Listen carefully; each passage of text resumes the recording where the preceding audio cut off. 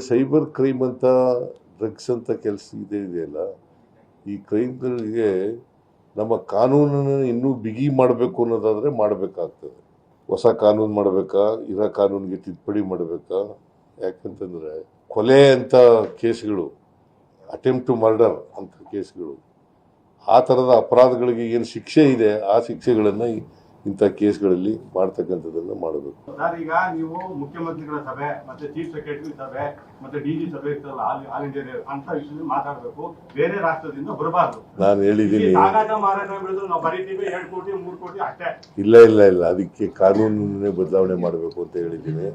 ವಿಜ್ಞಾನ ಕಾನೂನನ್ನು ಮಾಡಬೇಕು ಅಂತ ಮಾಡಿದ್ದೀನಿ. ಮುಂದಿನ ಅಸೆಂಬ್ಲಿ ಸೆಷನ್ನಲ್ಲಿ ಮಾಡ್ತೀವಿ.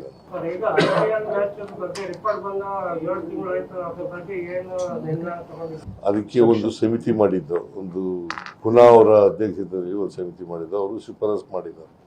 ಆ ಶಿಫಾರಸನ್ನ ಕಂಪ್ಲೈ ಮಾಡಬೇಕು ಅಂತ ಹೇಳಿದ್ದಾರೆ.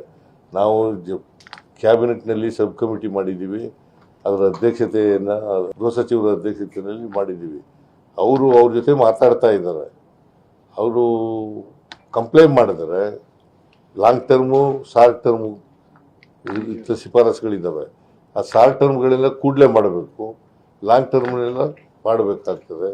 ಅವರು ಅಂಡರ್ಟೇಕ್ ಮಾಡ್ಕೊಂಡ್ರೆ ಅವ್ರಿಗೆ ಮಾಡಿ ಅಂತ ಹೇಳಿದ್ದೀನಿ.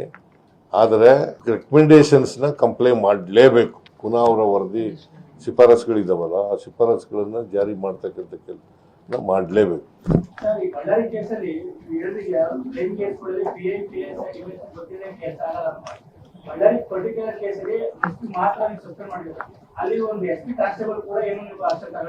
ನೋಡಪ್ಪ, ಅದನ್ನ ಎಂಕ್ವೈರಿ ಮಾಡ್ಲಿಕ್ಕೆ CID ಕೊಟ್ಟಿದ್ದೀವಿ, ವಹಿಸಿದೀವಿ. ಅದನ್ನ ಹೇಳಿದೀವಲ್ಲ, ಈಗಾಗಲೇ CID ಕೊಟ್ಟಿದ್ದೀವಿ ಅಂತ ಹೇಳಿದೀವಿ. CID ಅವರು ಎಂಕ್ವೈರಿ ಮಾಡ್ತಾರೆ.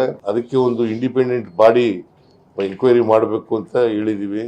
ಬಿಕಾಸ್ ಪೊಲೀಸ್ನವ್ರು SP ಯಾಕೆ ಸಸ್ಪೆಂಡ್ ಮಾಡಿದೆ ಅಂತಂದ್ರೆ,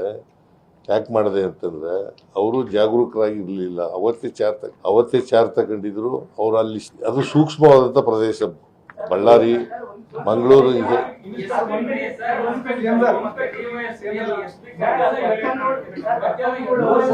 ಅದಕ್ಕೆ ಸೀನಿಯರ್ ಆಫೀಸರ್ನೇ ಸಸ್ಪೆಂಡ್ ಮಾಡಿದೀವಲ್ಲ, ಅವ್ರ ಮೇಲೂ ಕ್ರಮ ತಗೊಳ್ತಕ್ಕಂಥ ಕೆಲಸ ಮಾಡ್ತಾರೆ. ಎಲ್ಲರ ಮೇಲೂ ಕ್ರಮ ತಗೋತೀವಿ. ಯಾರ್ಯಾರು ತಪ್ಪಿತಸ್ಥರಿದ್ದಾರೆ ಅವ್ರ ಮೇಲೆಲ್ಲ ಕ್ರಮ ತಗೋತೀವಿ. ಅವರು ತಲೆ ಮಾರಿಸ್ಕೊಂಡಿದ್ದಾನೆ. ಕಾನೂನು ಪ್ರಕಾರವಾಗಿ ಕ್ರಮ ತಗೊಳ್ಳಿ ಅಂತ ಹೇಳಿದ್ದೀನಿ. ಕಾನೂನು ಪ್ರಕಾರ ಕ್ರಮ ತಗೊಳ್ಳಿ. ಯಾರು ಕಾನೂನಿಗಿಂತ ಮೇಲೂ ಇಲ್ಲ, ಕೆಳಗಡೆನೂ ಇಲ್ಲ. ಕಾನೂನು ಪ್ರಕಾರ ಕ್ರಮ ತಗೊಳ್ಳಿ. ಅವ್ರು ಯಾವ ನಮ್ಮ ಪಾರ್ಟಿಯವರಾಗಲಿ, ಯಾವ ಪಾರ್ಟಿಯವರಾಗಲಿ.